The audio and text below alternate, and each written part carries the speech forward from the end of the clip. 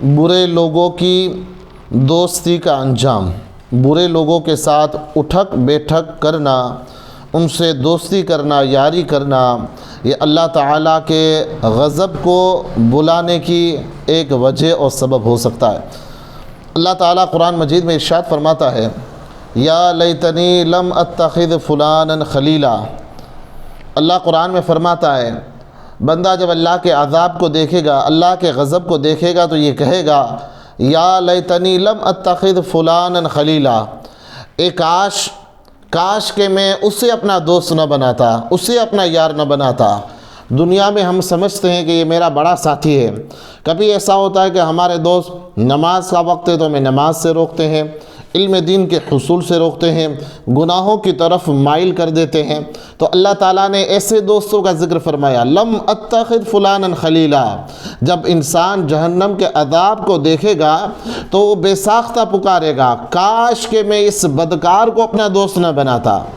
عزیزان گرامی وقار، کبھی ایسا ہوتا ہے کہ ہمارے دوست برے ہوتے ہیں، یار برے ہوتے ہیں، اور ان کی صحبت میں رہ کر ہم بھی برائیوں کی طرف مائل ہو جاتے ہیں۔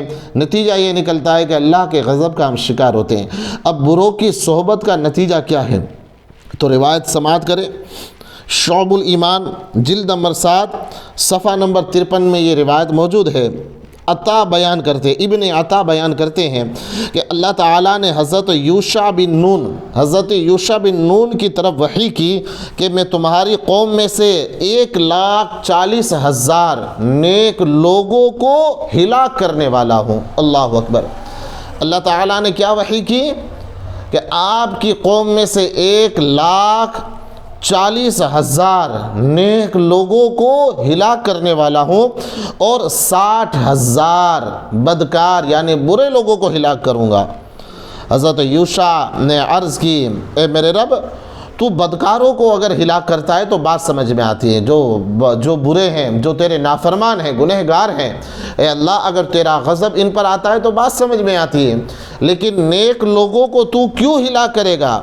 چنانچہ اللہ تعالیٰ نے ارشاد فرمایا، وہ بدکاروں کے پاس جاتے ہیں، میں نیک لوگوں کو اس لیے ہلاک کر دوں گا کہ وہ بدکاروں کے پاس جاتے تھے اور ان کے ساتھ کھاتے اور پیتے تھے، اور اللہ تعالیٰ کے غضب کی وجہ سے ان پر غضبناک نہیں ہوتے تھے۔